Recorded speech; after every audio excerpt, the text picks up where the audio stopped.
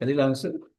Tetapi kalau kajian hadis, sebelum kita masuk kepada teks hadisnya, ya mas sekalian, itu kita akan dihadapkan dulu kepada apa? Kepada rawi dan sanad. Nah, jadi, nah ini ada hadasana Adam. Nah, jadi telah menceritakan kepada kami, maksudnya kepada Imam Bukhari siapa? Adam, Adam. Ya. Kemudian qala Adam berkata, haddatsana telah menceritakan kepada kami. Nah, kami yang kedua ini adalah eh, Adam. Kalau kami yang pertama adalah Imam Bukhari, kalau kami yang kedua itu Adam. Adam diceritakan kepada Adam siapa? Syu'bah. Berarti Syu'bah ini adalah gurunya Adam. Ya. Kemudian qala, kemudian itu Syu'bah berkata, Hadatsana telah menceritakan kepada kami. Nah, kami yang ketiga ini adalah Syu'bah. Siapa yang menceritakan kepada beliau? Adalah Al-Hakam. Nah, gurunya. Nah, kemudian qala berkata itu Al-Hakam, kata beliau, Sami'tu aku mendengar Aba Juhaifah itu yaqulu bersabda. Nah, ini sabda beliau. Bukan sabda berkata ya. Kata ungkapan Abu Juhaifah katanya begini. Nah, hak khoroja telah keluar alaina menemui kami. Siapa yang keluar menemui kami? Menemui para sahabat maksudnya, yaitu Rasulullah Shallallahu Alaihi Wasallam. Rasulullah SAW bil hajiro di suatu hari yang sangat panas, gitu ya. Jadi kata Abu Hujaifah, kata Abu Juhaifah, suatu ketika Rasulullah keluar menemui kami, yaitu bil hajiro di suatu waktu yang panas. Nah, kemudian jamaah sekalian, fa'utiya, nah, kemudian fa'utiya biwaduin, maka diberikanlah kepada beliau, ya diberikanlah kepada beliau biwaduin tempat wudhu yang tentu di dalamnya ada air, ya tempat itu. Fatawaddoa, maka beliau Nabi Sallallahu Alaihi Wasallam itu berwudhu dari tempat wudhu tadi. Kemudian menjadikan an-nasu itu orang-orang, ya itu orang-orang ya'khuduna, mereka menjadikan min fadli wadu'ihi, dari bekas wudunya Nabi tadi, ya. Kemudian fayatamassahu nabihi, mereka itu mengusap-ngusap bihi dengan air tadi, maksudnya berwudu dengan mengusap-ngusap dari bekas wudu Nabi Sallallahu Alaihi Wasallam, ya. Kemudian setelah Nabi berwudu, ya, kemudian apa namanya, fasodla, maka sholatlah an Nabi Sallallahu Alaihi Wasallam az-zuhro, sholat duhur, ini dua rakaat, kemudian wal asro, kemudian Nabi sholat asar, rokaatain, dua rakaat pula, ya, wabaina zalika, dan di hadapan wabaina yadaihi, dan di hadapan beliau itu an-nazatun, ada tertancap ada sebuah tombak. Nah, itu jamaah sekalian ya. Nah, terjemahannya secara bebasnya ada dalam layar kaca masing-masing, begitu. Jadi inti ceritanya, jamaah sekalian, bahwa Rasulullah Shallallahu Alaihi Wasallam keluar menemui para sahabat di suatu siang yang terik, ya. Kemudian diberikan kepada beliau air wudhu. Kemudian beliau berwudhu dari air wudhu tadi.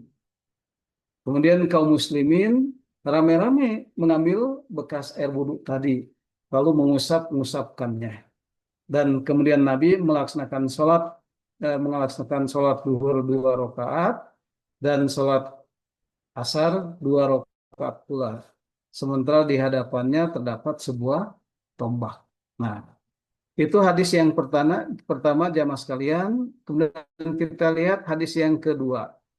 Nah, kita lihat hadis yang kedua. Nah, hadis yang kedua ya. Hadis yang kedua ini hadis nomor 188. Eh, kita bacakan lagi. Waqala Abu Musa. Nah, Abu Musa berkata. Nah, ya.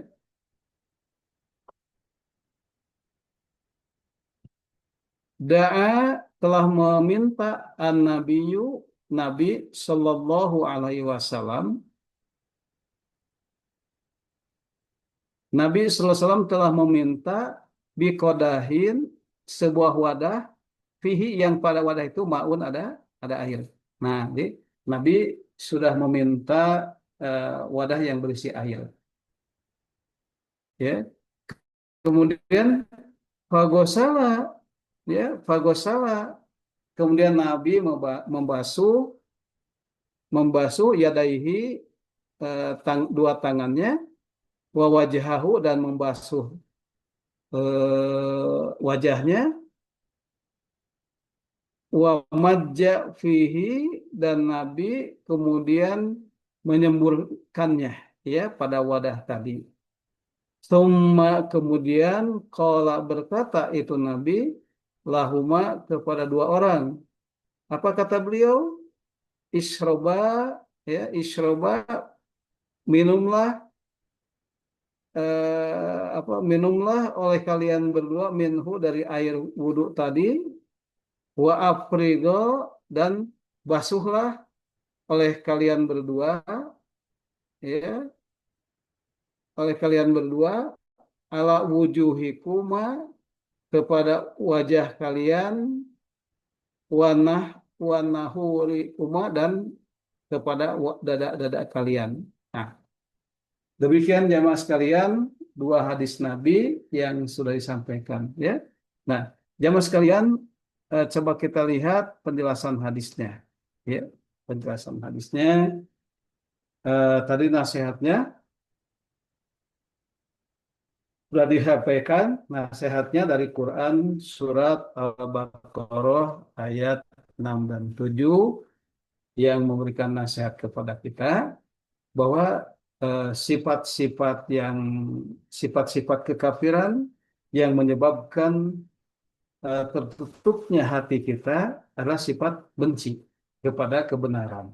Nah, tentu saja sifat itu sifat orang kafir yang bisa melekat kepada kita. Kalau orang kafir itu benci kepada kebenaran, kalau kita benci kepada nasihat. Sama saja benci kepada kebenaran menyebabkan tertutupnya Islam kepada mereka dan sifat benci kepada nasihat paling tidak mencintai. Tidak mencintai nasihat itu menyebabkan kita akan jauh dari nasihat. Nah, itu nasihatnya jamaah sekalian. Baik kita masuk kepada pembahasan hadis tadi. Nah, jamaah sekalian,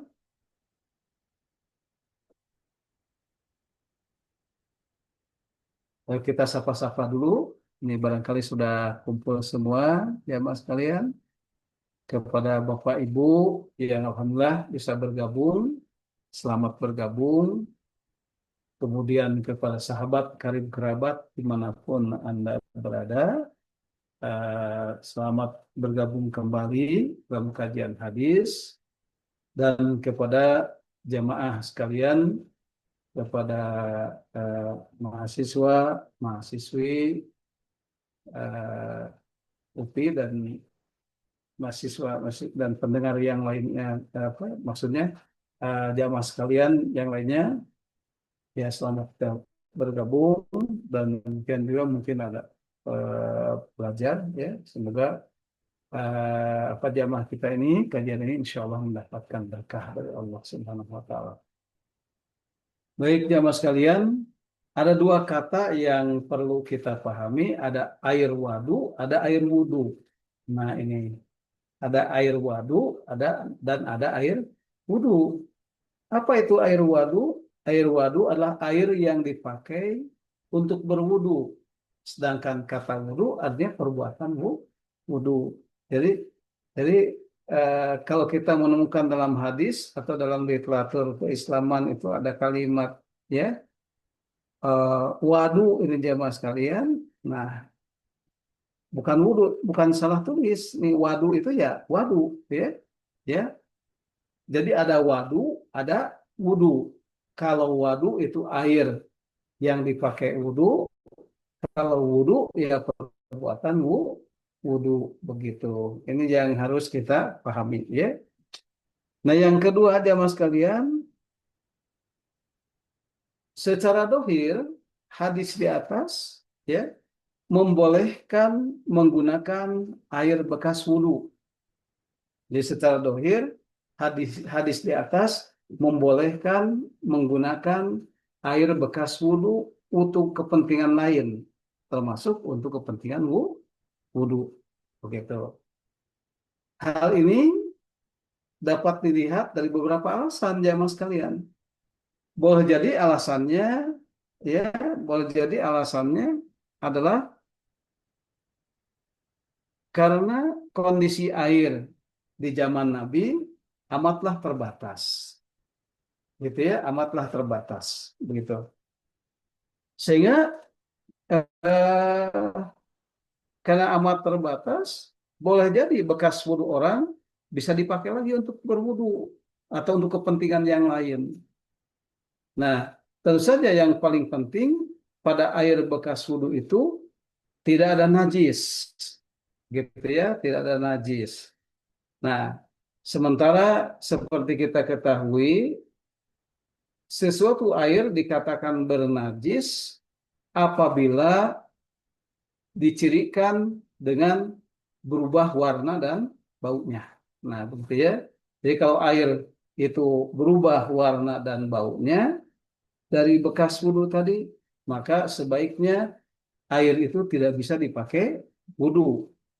Nah, begitu ya. Karena air yang bisa dipakai wudhu adalah air yang tidak ternajisi, begitu. Nah, oleh karena itu, jamaah sekalian, berdasarkan hadis ini, ya, maka boleh kita menggunakan air bekas wudhu orang.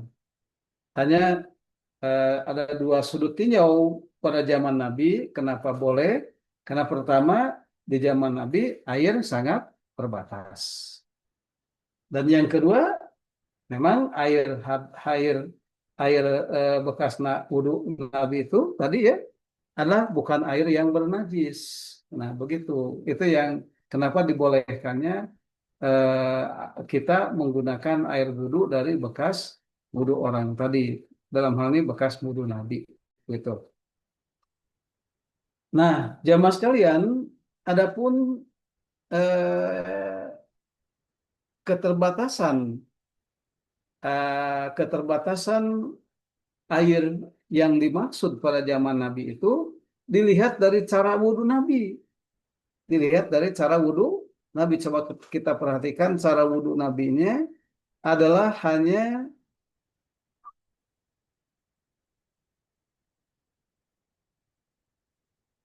nah cara wudhu Nabinya itu pada hadis yang kedua dia mas kalian. Coba kita lihat fagosala maka beliau itu membasuh dua tangannya wajhahu dan wajahnya. Nah, gitu ya. Itu cara wudhu Nabi, ya. Atau dalam hadis yang ini, Nabi tidak dijelaskan wudhunya bagaimana, hanya karena keterbatasan itu, Nabi berwudhu dengan wudhu yang sempurna, tapi tidak lengkap. Nah, jadi ternyata ada dua ya, jamaah sekalian ada dua cara wudhu. Pertama, wudhu yang sempurna, namun tidak lengkap, dan ada wudhu yang sempurna dengan lengkap. Apa wudhu yang sempurna namun tidak lengkap? Itu wudhu yang wajibnya saja, seperti disebutkan dalam Al-Qur'annya, yaitu wa idza kuntum ila shalah fagsilu wujuhakum, ya apabila hendak sholat maka kita harus membasuh fagsilu wujuhakum wajah, ya, kemudian wa aydiyakum dua tangan ilal marafiq, kemudian wa arjulakum ilal ka'bain dan dua kaki sampai mata kaki. Nah itu wudhu yang sempurna namun tidak lengkap. Tetapi kalau wudhu yang sempurna dan lengkap itu wudhunya dalam keadaan air yang cukup, dan Nabi mencontohkan seperti wudhu kita hendak sholat, ya, wudhu kita, ya, wudhu kita biasa gitu. Nah, dari dari hal tersebut jamaah sekalian, maka dapat kita lihat bahwa Nabi SAW itu berwudhu dengan seperti itu adalah dalam kondisi air yang terbatas, gitu ya, air yang terbatas. Nah, itu jamaah sekalian yang pertama, ya. Yang berikutnya ini kita lihat asar Jarir bin Abdullah yang minta keluarganya berwudu dari bekas siwaknya. Ya, ya. Jadi asar Jarir bin Abdullah yang meminta keluarganya untuk berwudu dari bekas siwaknya. Hal ini dikuatkan oleh hadis ada Rukutni yang menurutnya hadis ini sahih. Nah, ini hadis yang ini, ya, ini jamaah sekalian, apa namanya? Ini, nah ini wa amaro Jarir, ya, dan Jarir itu memerintahkan, Jarir bin Abdullah memerintahkan ahlahu keluarganya an yatawaddu agar mereka itu berwudu bifadli siwakihi dari bekas siwaknya, bekas gosok giginya gitu ya. Kemudian dipakai lagi untuk berwudu. Nah, ini jamaah sekalian. Nah, ini jamaah sekalian, kemudian yang kelima, hadis ini menceritakan bolehnya menjamak sholat dan mengkosornya walaupun dalam keadaan singgah. Nah, begitu ya. Nah, ini ya sekarang kita lihat hadisnya, ya. Nah, ini eh, apa namanya? Kita lihat lagi hadisnya, ya. Nah, di sini dikatakan kharaja alaina. Nah, ya, kharaja alaina telah keluar menemui kami siapa? Rasulullah Shallallahu Alaihi Wasallam bil hadiroh di suatu hari yang panas. Jadi di suatu hari yang panas, Nabi SAW keluar menemui para sahabat. Begitu. Kemudian fa'utia biwaduin. Kemudian diberikan kepada beliau air wudhu. Fatawadda'o doa, kemudian Nabi berwudu dari air tadi, ya. Kemudian ramai-ramai orang berwudu dari air wudu yang dipakai Nabi tadi, fayatamassahuna bihi, dengan cara mengusap-ngusapkan air ke apa, ke anggota wudunya, gitu ya. Di Nabi para sahabat kemudian ramai-ramai mengambil air wudhu dari bekas wudhu Nabi tadi, kemudian dia mengusap-usapkan ke anggota wudhunya. Nah, begitu ya. Nah, setelah itu, jamaah sekalian, fasolan Nabi Sallallahu Alaihi Wasallam. Nabi SAW itu kemudian sholat duhur, rakaataini wal asro rakaataini. Nah, jadi Nabi SAW kemudian sholat duhur 2 rakaat, sholat asar 2 rakaat. Nah, inilah hadis yang menyampaikan kepada kita bahwa boleh kita ini mengkosor sholat di tempat kita singgah, di tempat kita singgah, ya. Nah, jadi kita misal kita bersafar kemana, ya, bersafar kemana, kemudian kita singgah di suatu tempat dan kita sholat 2 rakaat, menjamak dengan asar 2 rakaat, jadi seluruhnya 4 rakaat. Dan kemudian Nabi wabaina yadaihi, dan kemudian di depan beliau itu anazah, ada tombak yang tertancap sebagai apa? Sebagai sutrohnya, batasnya, gitu, ya. Nah, jamaah sekalian, nah kemudian yang keenam itu kita eh, disunahkan dengan sunnah muakkadah untuk membuat sutroh dalam sholat. Jadi membuat apa? Batas ya di depan kita. Dan Nabi batasnya berupa di sini adalah berupa anazah. Anazah itu adalah tombak yang tertancap. Demikian jamaah sekalian bahasan kita hari ini. Rais dibolehkan kalau ada pertanyaan ya sekitar tentang bolehnya kita menggunakan apa namanya menggunakan air wudhu bekas untuk kita berwudhu begitu. Jamaah sekalian, barangkali ada yang akan bertanya, silakan dengan cara membuka apa namanya membuka eh, mikrofonnya langsung bertanya atau boleh dengan chat ya. Silakan Rais, barangkali ada yang akan menyampaikan pertanyaan ya, silakan. Sallallahu ala Muhammad wa ala ali Muhammad.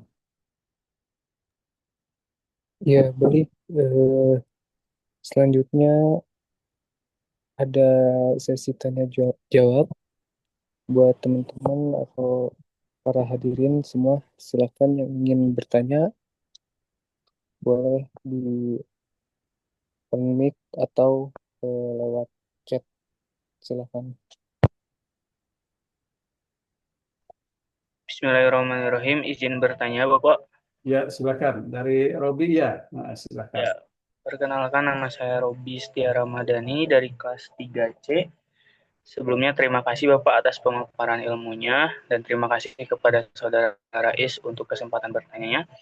Saya ingin kayak validasi lagi Bapak. Maaf, bukannya Ya. apa? Ini lebih untuk meyakinkan sih Pak. Jadi dari Ya, penjelasan silakan. Bapak dari awal tadi sampai akhir tuh berarti eh, memakai air bekas wudhu itu diperbolehkan ya Pak, dengan kondisi tadi semisal nggak ada air lagi atau airnya cuma sedikit, terus dan tidak ada apa ya kayak airnya itu tidak berubah atau tidak ada yang bau kayak gitu ya Pak. Berarti diperbolehkan memakai air wudhu bekas berwudhu dengan air wudhu bekas wudhu. Seperti itu ya Pak. Ya. Iya, oke. Itu Pak, saya cuma memastikan aja atau Oh, ya. validasi untuk lebih meyakinkan sebelumnya. Terima kasih Oh, Bapak. ya. Ya. Baik, terima kasih Robi dari bahasa Inggris atau bahasa Prancis nih, lupa-lupa. Aduh, saya dari IPAI Pak, Oh, angkatan IPAI. Oh, IPAI ya. Dari IPAI ya, dan jurusan IPAI kelas 3C ya. Ya, betul begitu. Robi, ya alhamdulillah. Jadi jamaah yang Allah muliakan, Bapak Ibu yang alhamdulillah pada saat ini tengah bergabung, kemudian sahabat kerabat dimanapun Anda berada dan adik-adik mahasiswa yang Bapak cintai, ya. Demikian seperti yang disampaikan oleh Robi dan jurusan IPAI yang sudah menguatkan, ya, menguatkan. Terima kasih Robi. Jadi kita boleh berwudu dari bekas wudu orang, begitu ya. Nah, selama wudu air wudu itu belum ternajisi, selama air wudu itu belum tidak ada najisnya. Nah, tentu saja bekas wudu, bekas apa seperti tadi bekas mencuci muka, ya, nah, itu semua kan tidak ternajisi. Bahkan Nabi memberikan contoh boleh berwudu dari bekas wudu orang tadi. Tetapi sepanjang bekas wudu itu tidak ternajisi. Nah, ciri ada tidaknya najis itu dilihat dari berubah tidaknya rasa dan bau dan warna daripada air bekas wudhu tadi. Kalau air bekas wudhu tadi itu sudah berubah rasanya, warnanya sudah berubah, tentu tidak boleh dipakai begitu. Itu yang pertama, jamaah sekalian. Yang kedua, kalau kita melihat dari apa namanya, kita melihat dari konteks hadis-hadis yang lain, misal ketika Nabi itu berwudu, nah cara berwudu Nabi kan ada dua rupa, ya. Pertama, wudu yang sempurna namun tidak lengkap. Itu cara wudu Nabi. Yang kedua, berwudu yang sempurna dan lengkap, ya. Nah, wudu yang sempurna dan tidak lengkap itu seperti wudu yang diperintahkan dalam Al-Quran. Nah, wudu yang diperintahkan dalam Al-Quran itu adalah seperti dibacakan ayatnya, A'udzubillahi minasyaitonirrajim, wa in kun apa namanya, wudunya itu di, eh, dalam surat apa, surat Al-Maidah gitu ya. Surat itu eh, itu di sana, wa in kuntum apa kok lupa ya, surat eh,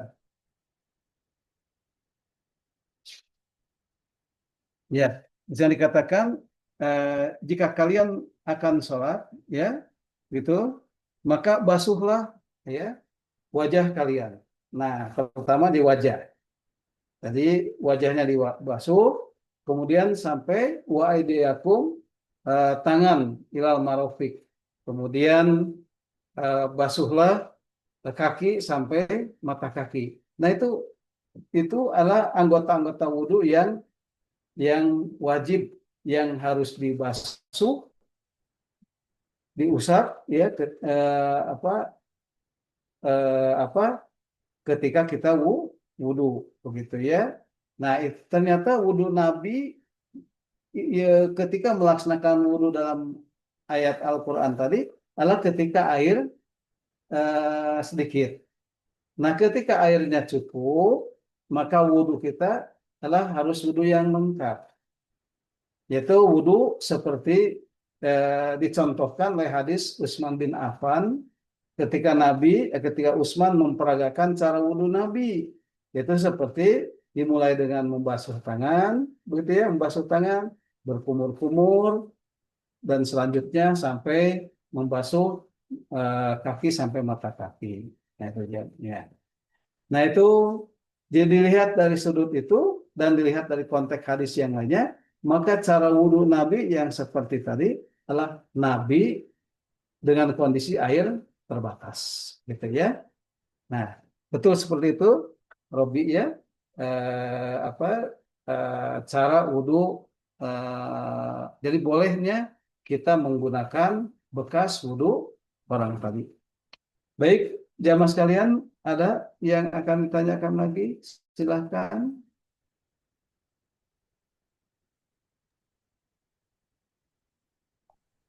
Ya, boleh.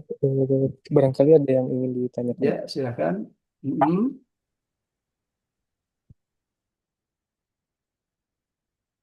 Sambil nunggu, ya. Nah, hadis Nabi juga, ini mengulang kembali, hadis Nabi ini juga di samping mempersilahkan untuk menggunakan bekas wudhu orang, juga adalah Nabi memberikan contoh bolehnya kita menjamak sholat dan mengkosornya, ya, di tempat kita singgah, ya. Nah, Nabi mencontohkan di sini, ya mas sekalian, ya. Nabi itu sholat duhur dan asalnya dua rakaat, ya. Sholat duhur rokaatain, sholat asar juga rokaatain. Nah, begitu ya. Jadi boleh kita ini di tempat kita singgah dalam keadaan safar untuk sholat, menjamak sholat dua rakaat, begitu ya. Wa baina yadayhi anazatun, dan di hadapannya ada sutro. Sutro itu apa namanya, batas ya, batas area sholat kita. Nah, boleh orang lain itu lewat di depan kita asal di apa namanya, asal lu- di, lu- di di luar batas tadi. Baik, ini ada yang akan bertanya dari Lasarikala. Silakan Lasarika. Silakan Lasarikala. Baik, Bismillahirrahmanirrahim. Izin bertanya Bapak, Ya, kalaulah silakan. tadi oleh Bapak dijelaskan terkait prasyarat dan juga kondisi kita boleh berwudu dengan bekas air wudu orang lain. Nah, paling di sini saya ingin bertanya terkait keutamaan lebih baik kita berwudu menggunakan air orang lain dengan tadi beberapa prasyarat, misalkan tidak ada air Hmm. lagi, Hmm. atau lebih baik bertayamum saja, Bapak. Paling itu pertanyaan dari saya. Terima kasih, Bapak. Ya, ini bagus sekali pertanyaan dari Lasarikala ya. Jamaah sekalian, ini bagus sekali pertanyaannya. Jadi ada dua pilihan. Ah, dalam kondisi air terbatas. Nah, dalam kondisi air terbatas, apakah kita ini memilih berwudu dari bekas wudu orang lain atau tayamum? Begitu ya, bahasa kala. Nah, tentu saja jamaah sekalian, berwudu ada syaratnya, bertayamum ada syaratnya, ya. Kalau kemudian mana yang harus diutamakan? Tentu saja yang harus diutamakan adalah berwudu dengan air. Kalau kemudian terkendala tidak ada air, maka boleh bertayamum. Begitu, boleh bertayamum. Jadi prioritasnya adalah berwudu dahulu, kemudian bertayamum. Nah, begitu. Nah, nah, jadi ini dalam posisi airnya terbatas. Dalam posisi airnya terbatas, maka eh, berwudu dengan air tentu diutamakan daripada bertayamum. Begitu. Nah, itu ya, Rasarikala apa, bagus sekali pertanyaannya. Nah, jadi memang kita rasanya merasa sedikit merasa apa ya, jijik ya gitu ya, yang bekas semburan siwak orang begitu ya, kita pakai untuk berwudu begitu ya. Nah, sepertinya kalau kita apa namanya, mengikuti hawa nafsu kita, mendingan tayamum saja daripada berwudu bekas orang begitu ya. Tapi ternyata contohnya dari Nabi memang begitu. Contoh dari Nabi, Nabi tidak memerintahkan sahabat untuk tayamum ketika orang-orang berebut berwudu dari bekas wudu beliau begitu. Jadi Nabi tidak mengatakan ini mah bekas wudu saya gitu ya. Silakan kalian tayamum, tidak begitu ya. Jadi tetap saja Rasulullah membiarkan sahabatnya untuk rame-rame berwudu dari bekas wudu beliau. Nah, nanti akan ada keterangan lebih lanjut ya jamaah sekalian, bahwa ternyata ada keutamaan-keutamaan lain dari ketika kita berwudu dari bekas wudu orang ya. Nah, karena berwudu itu, kalau orang yang berwudu itu berwudunya baik, itu kan akan menghilangkan dosa-dosa. Nah, itu yang kemudian Nabi bahkan mengajarkan seperti itu ya. Nah, jadi ketika orang yang ketika orang itu berwudu dan dengan wudu itu menyebabkan dosa-dosanya akan berguguran, maka air wudu itu juga akan menggugurkan dosa-dosa kita. Gitu. Tentu dosa-dosa yang dimaksud adalah dosa-dosa kecil selain dosa-dosa kecil ya. Kalau dosa-dosa besar tentu seperti mencuri dan sebagainya, tentu itu harus bertobat langsung kepada Allah Subhanahu wa taala. Demikian Mas Sarika, bagus sekali pertanyaannya. Jadi kalau dilihat dari contoh Nabi SAW, maka bukan tayamum, tetapi tetap berwudu walaupun sifatnya hanya berwudu dengan cara mengusap-ngusap, ya. Diambil usap-usap dan berwudu karena airnya sedikit kan, tidak mungkin kumur-kumur, ya, tidak mungkin kumur-kumur, tapi paling paling memasukkan tangan kita ke bekas wudhu tadi, kemudian diusap-usap ke bagian-bagian anggota wudhu yang wajibnya saja. Begitu. Jadi jangan dibayangkan berwudhu yang lengkap, tentu yang terbatas saja. Berwudhu yang terbatas itu dengan membasuh, diawali dengan membasuh apa nih, wajah kita, kemudian mengusap tangan kita satu kali ya, kemudian mengusap kepala kita,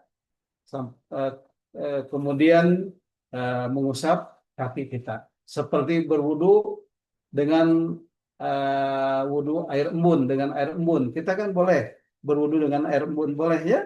Ya itu tadi dengan diusap-usap, begitu, begitu. Baik, itu jamaah sekalian, terima kasih Mas Sarika lah ya, yang bagus sekali pertanyaannya tadi. Baik, masih ada pertanyaan Ada Pak sebelum? Ustadz? Oh, alhamdulillah. Pak Ustadz Rahman, Ya mangga, kalau alhamdulillah. Bapak. Nih jamaah ada Pak Ustadz Rahman Assalamualaikum yang warahmatullahi wabarakatuh, Ustadz. Waalaikumsalam warahmatullahi wabarakatuh. Semoga Silakan, Pak Pak Ustadz Ustadz Rahman. selalu sehat dan semua jemaah sehat ya, Pak Ustadz. Amin, Penuh dengan alhamdulillah. keberkahan.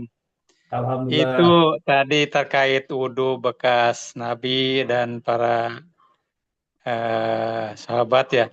Kalau Ya. di rumah itu yang kebiasaan sehari-hari, kalau di kucuran pekeran itu kan selalu ada ember. Ember itu dipersiapkan untuk menampung air untuk cebok kencing, begitu Pak Ustadz.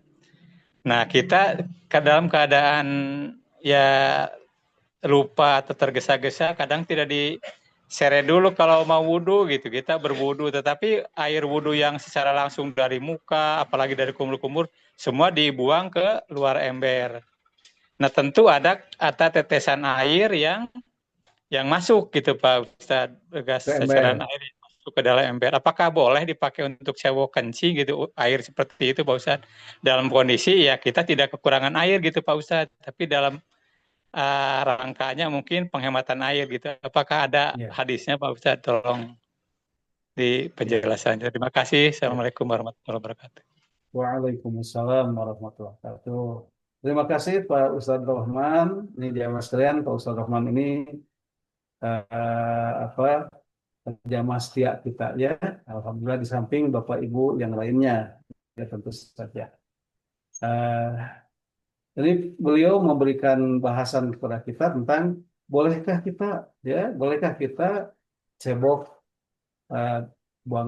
membersihkan buang air besar ataupun kencing dari bekas wudhu tadi ya. Nah, dalam kondisi air melimpah. Nah, dalam kondisi air cukup gitu, bukan melimpah, cukup ya, apalagi melimpah gitu ya. Nah, jamaah sekalian yang Allah muliakan, tentu saja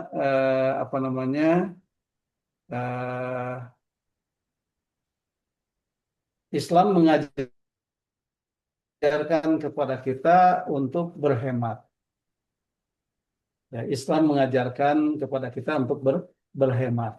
Jangan hanya karena air cukup kita tidak berhemat. Jadi kalau bisa wudhu pun juga airnya ditampung. Wudhu pun airnya ditampung, jangan dibuang, gitu ya. Dan dibuang. Jadi kalau ada di keran itu, kemudian disiapkan ember di bawah tangan kita, kemudian kita berwudhu, ya, berwudhu begitu, dan air sebaiknya terjatuh ke ember. Nah, ya. Nah, dari bekas wudhu itu, ya, itu tadi boleh dipakai wudhu lagi. Walaupun kondisi air cukup tadi ya, boleh dipakai untuk berwudhu lagi. Terlebih sangat boleh kalau dipakai untuk mandi, untuk untuk cebok ya, baik buang air besar ataupun buang air kecil, boleh, sangat boleh.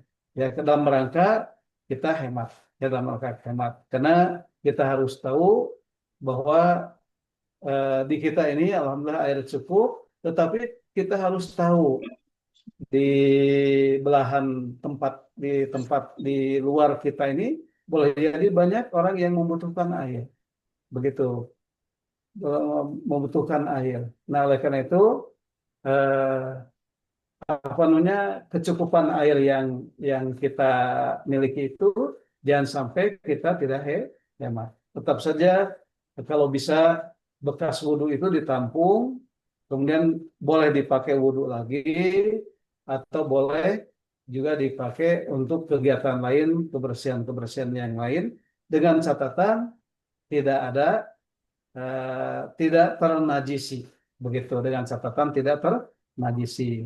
Nah, bagaimana untuk melihat apakah air itu ternajisi tidaknya, yaitu dengan melihat rasa airnya dan warna airnya, gitu, ya, begitu.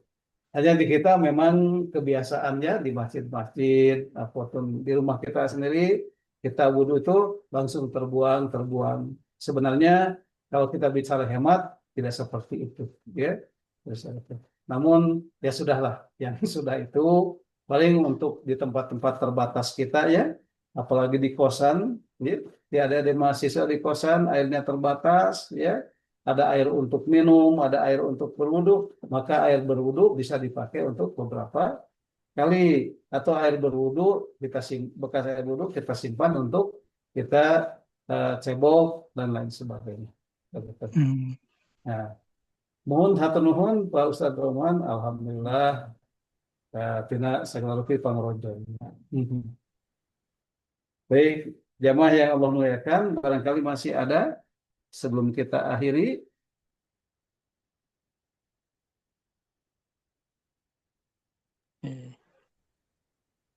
Nah, kalau ini Rais ada yang lewat ini tidak ya, cuma chat mau itu ya, apa namanya, link untuk absensi, ya. Silakan ya Mas kalian, barangkali yang ada waktu untuk isi absensi untuk arsip panitia dipersilahkan. Ya Mas kalian, karena tidak ada lagi, insya Allah kita ini masih mengulang-mengulang, ya materinya mengulang. Sebenarnya sudah dibahas, tapi kita mengulang terus sebelum kita masuk pada bahasan yang baru. Insya Allah minggu depan kita sudah masuk pada bahasan baru. Tetapi jamaah sekalian boleh bertanya, mengulang dari bahasan-bahasan sebelumnya, atau bertanya dari hal-hal yang di luar bahasan kita. Demikian ya Mas sekalian, karena waktunya sudah mulai ini, ya, silakan kepada Rais untuk ditutup. Wasyad bi anna muslimun. Wassalamualaikum warahmatullahi wabarakatuh. Waalaikumsalam warahmatullahi wabarakatuh. Baik Bapak, terima kasih kepada Bapak Elan atas penyampaiannya. Mudah-mudahan apa yang disampaikan bermanfaat bagi kita semua. Alhamdulillah kita telah berada di penghujung acara. Alangkah baiknya kita tutup kajian hadis sore ini dengan membaca kafaratul majlis. Subhanakallahumma wa bihamdika asyhadu an la ilaha illa anta astaghfiruka wa atubu ilaik. Rais Rakim sebagai moderator pamit undur diri. Mohon maaf apabila ada kesalahan. Assalamualaikum warahmatullahi wabarakatuh. Waalaikumsalam warahmatullahi wabarakatuh.